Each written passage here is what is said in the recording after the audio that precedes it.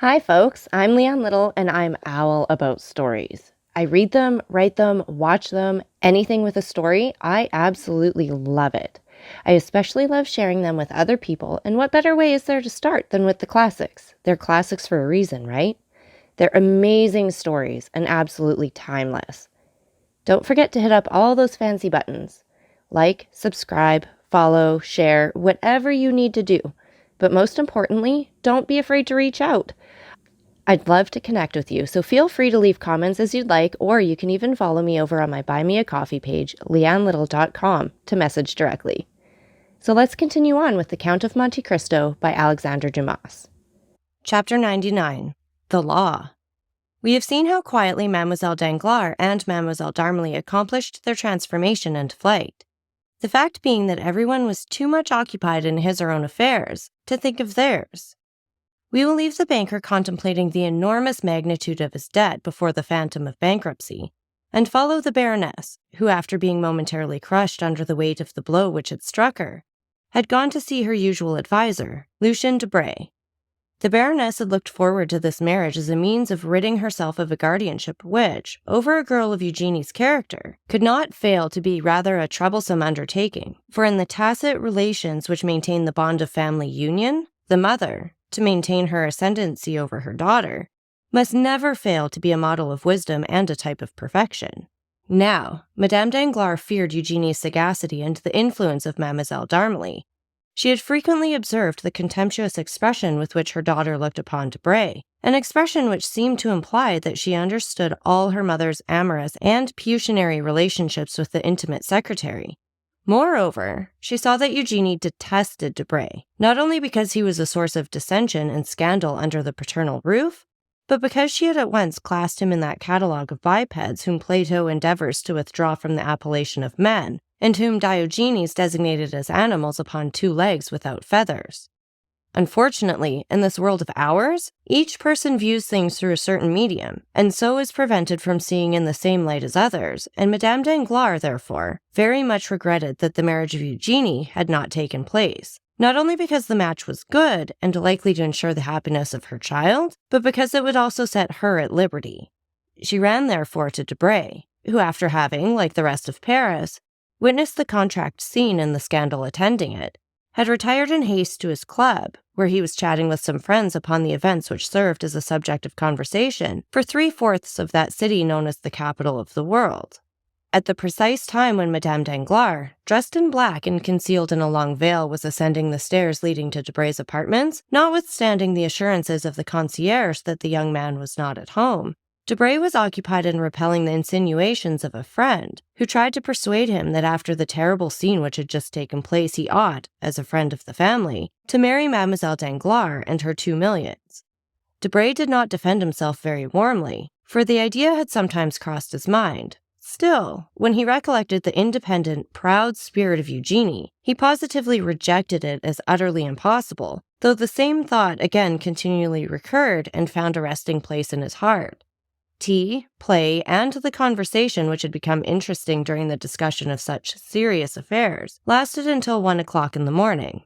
Meanwhile, Madame Danglars, veiled and uneasy, awaited the return of Debray in the little green room, seated between 2 baskets of flowers, which she had that morning sent, and which, it must be confessed, Debray had himself arranged and watered with so much care that his absence was half excused in the eyes of the poor woman. At 20 minutes to 12, Madame Danglars, tired of waiting, returned home. Women of a certain grade are like prosperous grisettes in one respect. They seldom return home after 12 o'clock. The Baroness returned to the hotel with as much caution as Eugénie used in leaving it. She ran lightly upstairs, and with an aching heart entered her apartment, contiguous, as we know, to that of Eugénie. She was fearful of exciting any remark, and believed firmly in her daughter's innocence and fidelity to the paternal roof. She listened at Eugénie's door, and hearing no sound tried to enter, but the bolts were in place. Madame Danglars then concluded that the young girl had been overcome with the terrible excitement of the evening, and had gone to bed and to sleep. She called the maid and questioned her. "Mademoiselle Eugénie," said the maid, "retired to her apartment with Mademoiselle d'Armilly. They then took tea together, after which they desired me to leave, saying that they needed me no longer." Since then, the maid had been below, and like everyone else, she thought the young ladies were in their own room. Madame Danglars, therefore, went to bed without a shadow of suspicion, and began to muse over the recent events. In proportion as her memory became clearer, the occurrences of the evening were revealed in their true light. What she had taken for confusion was a tumult. What she had regarded as something distressing was in reality a disgrace. And then the Baroness remembered that she had felt no pity for poor Mercedes, who had been afflicted with as severe a blow through her husband and son. Eugenie, she said to herself, is lost, and so are we. The affair, as it will be reported, will cover us with shame, for in a society such as ours, satire inflicts a painful and incurable wound. How fortunate that Eugenie is possessed of that strange character which has so often made me tremble. And her glance was turned toward heaven, where a mysterious providence disposes all things, and out of a vault, nay, even a vice, sometimes produces a blessing. And then her thoughts, cleaving through space like a bird in the air, rested on Cavalcanti. This Andrea was a wretch, a robber, an assassin, and yet his manners showed the effects of a sort of education, if not a complete one. He had been presented to the world with the appearance of an immense fortune, supported by an honorable name. How could she extricate herself from this labyrinth? To whom would she apply to help her out of this painful situation? Debray, to whom she had run, with the first instinct of a woman towards the man she loves, and who yet betrays her? Debray could but give her advice. She must apply to someone more powerful than he.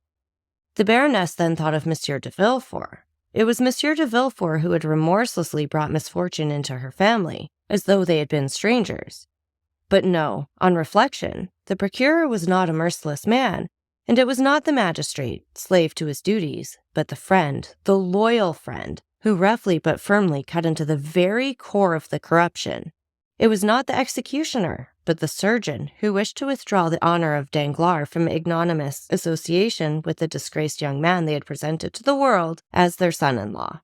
And since Villefort, the friend of Danglars, had acted in this way, no one could suppose that he had been previously acquainted with, or had lent himself to, any of Andrea's intrigues. Villefort's conduct, therefore, upon reflection, appeared to the Baroness as if shaped for their mutual advantage. But the inflexibility of the procureur should stop there. She would see him the next day, and if she could not make him fail in his duties as a magistrate, she would, at least, obtain all the indulgence he could allow. She would invoke the past, recall old recollections. She would supplicate him by the remembrance of guilty, yet happy days. Monsieur de Villefort would stifle the affair. He had only to turn his eyes on one side and allow Andrea to fly and follow up the crime under that shadow of guilt called contempt of court. And after this reasoning, she slept easily. At 9 o'clock next morning, she arose, and without ringing for her maid or giving the least sign of her activity, she dressed herself in the same simple style as on the previous night. Then running downstairs, she left the hotel, walked to the Rue de Provence, called a cab, and drove to Monsieur de Villefort's house. For the last months, this wretched house had presented the gloomy appearance of a lazaretto infected with the plague. Some of the apartments were closed within and without. The shutters were only opened to admit a minute's air, showing the scared face of a footman, and immediately afterwards the window would be closed, like a gravestone falling on a sepulchre.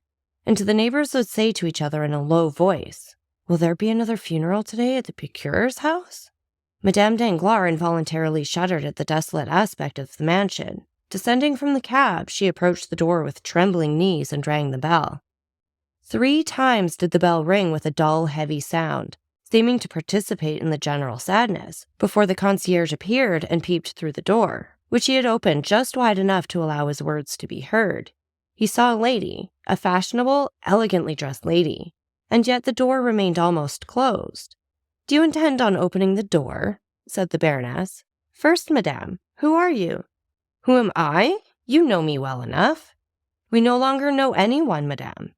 "You must be mad, my friend," said the Baroness. "Where do you come from?" "Oh, this is too much." "Madame, these are my orders. Excuse me." "Your name?" "The Baroness Danglars. You have seen me 20 times." "Possibly, madame. And now? What do you want?"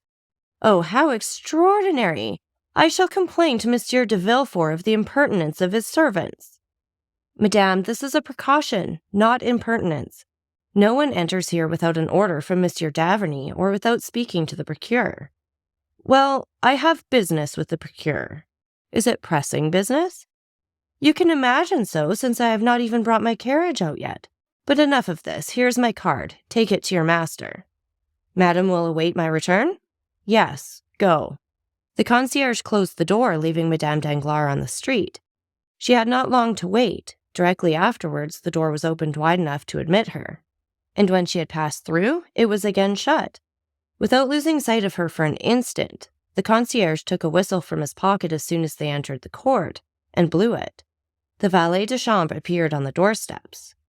You will excuse this poor fellow, madame, said he as he preceded the baroness, but his orders are precise, and Monsieur de Villefort begged me to tell you that he could not act otherwise. In the court showing his merchandise was a tradesman who had been admitted with the same precautions. The baroness ascended the steps. She felt herself strongly infected with the sadness which seemed to magnify her own, and still guided by the valet de chambre, who never lost sight of her for an instant, she was introduced to the magistrate's study. Preoccupied as Madame Danglars had been with the object of her visit, the treatment she had received from these underlings appeared to her so insulting that she began by complaining of it. But Villefort, raising his head, bowed down by grief, looked up at her with so sad a smile that her complaints died upon her lips. Forgive my servants, he said, for a terror I cannot blame them for. From being suspected they have become suspicious. Madame Danglars had often heard of the terror to which the magistrate alluded, but without the evidence of her own eyesight, she could never have believed that the sentiment had been carried so far. You too, then, are unhappy? She said. Yes, madame, replied the magistrate. Then you pity me? Sincerely, madame. And you understand what brings me here? You wish to speak to me about the circumstance which had just happened? Yes, sir, a fearful misfortune. You mean mischance. A mischance? Repeated the baroness. Alas, madame, said the procureur with his imperturbable calmness of manner, I consider those alone misfortunes which are irreparable. And do you suppose this will be forgotten? Everything will be forgotten, madame, said Villefort. Your daughter will be married tomorrow, if not today, in a week, if not tomorrow, and I do not think you can regret the intended husband of your daughter. Madame Danglars gazed on Villefort, stupefied to find him so almost insultingly calm. Am I come to a friend? She asked in a tone full of mournful dignity. You know that you are, madame, said Villefort, whose pale cheeks became slightly flushed as he gave her the assurance. And truly, this assurance carried him back to different events from those now occupying the baroness and him. Well then, be more affectionate, my dear Villefort, said the baroness. Speak to me not as a magistrate, but as a friend, and when I am in bitter anguish of spirit, do not tell me that I ought to be gay. Villefort bowed. When I hear misfortunes named, madame, he said, I have within the last few months contracted the bad habit of thinking of my own, and then I cannot help drawing up an egotistical parallel in my mind.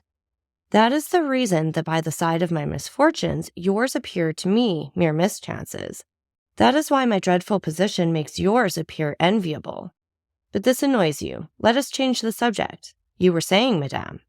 I came to ask you, my friend, said the baroness, what will be done with this impostor? Impostor, repeated Villefort. Certainly, madame.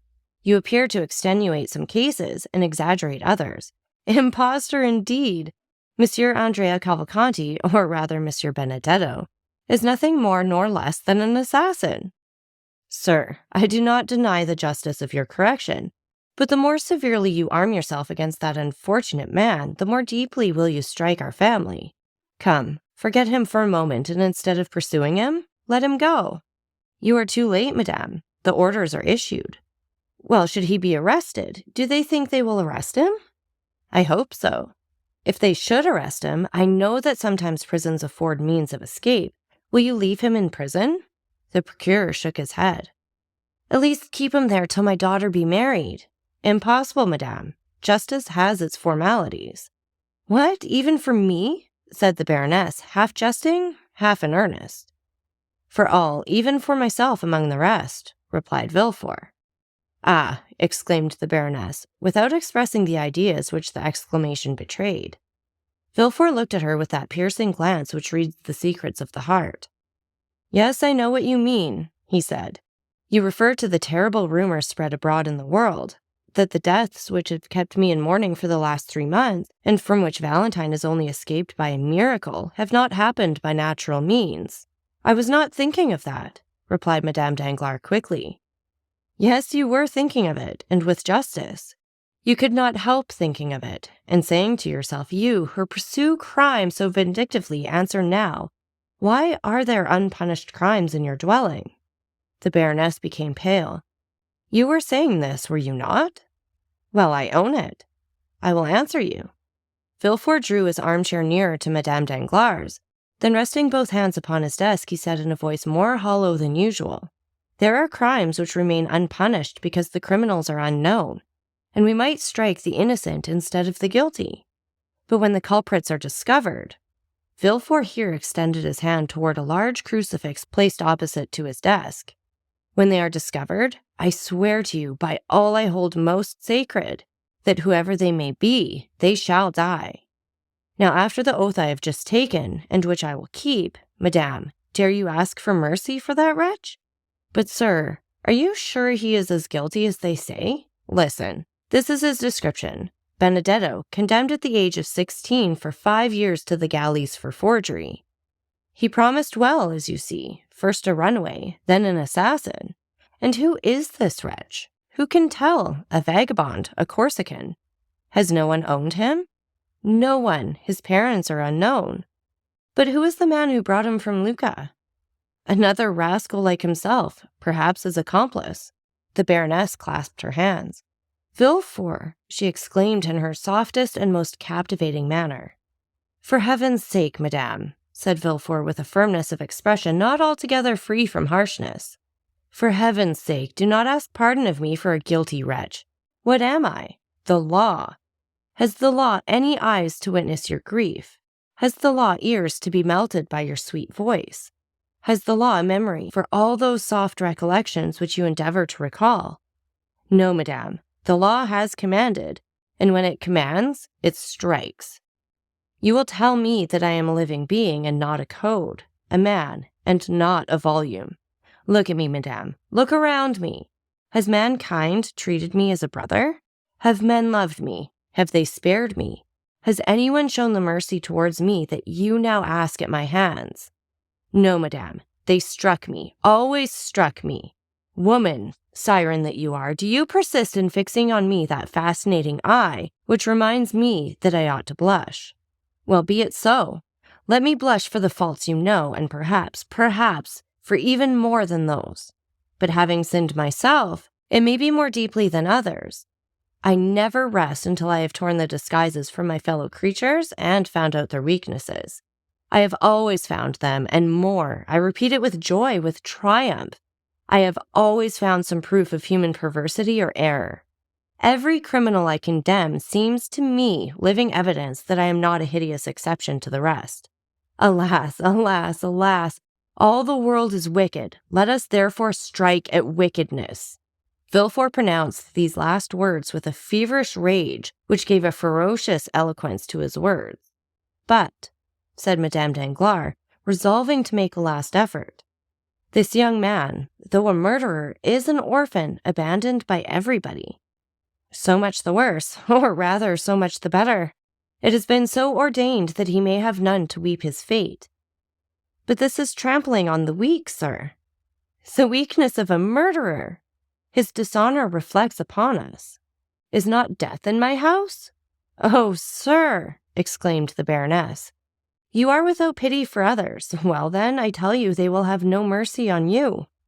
"Be it so," said Villefort, raising his arms to heaven with a threatening gesture. "At least, delay the trial until the next assizes. We shall then have 6 months before us." "No, madame," said Villefort. "Instructions have been given. There are yet 5 days left. 5 days are more than I require.